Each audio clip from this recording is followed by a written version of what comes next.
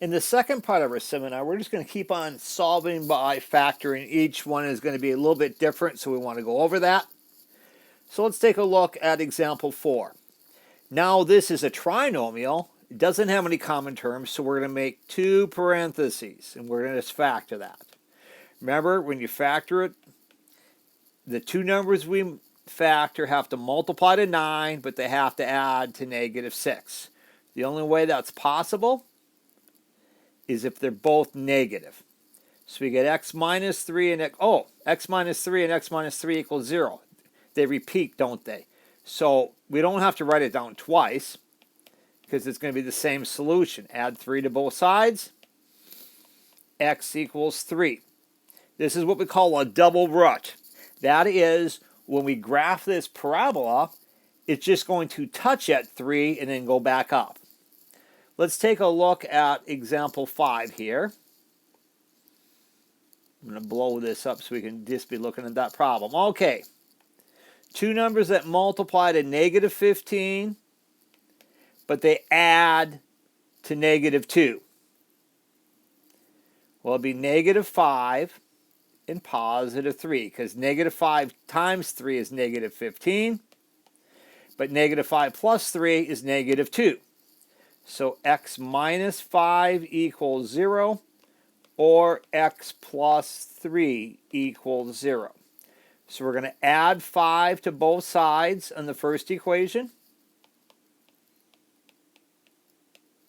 So x equals 5. In the second equation, we're going to subtract 3 from both sides. So x equals -3. So x equals 5 or x equals -3. Let's take a look at example 6 here. Now, example 6, we have a leading coefficient. It's just a little bit more complex factoring. Well, there's only 2 numbers that multiply to 5.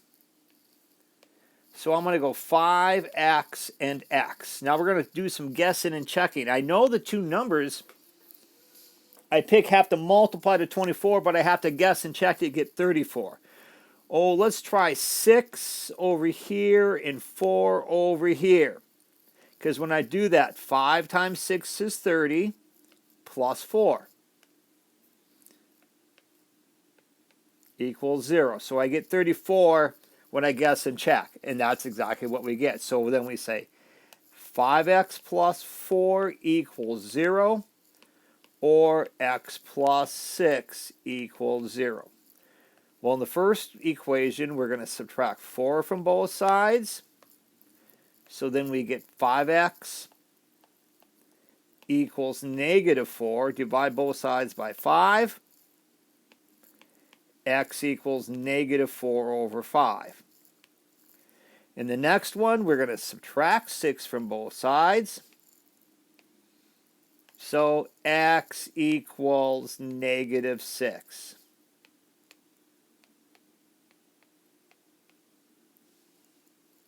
And there you have it.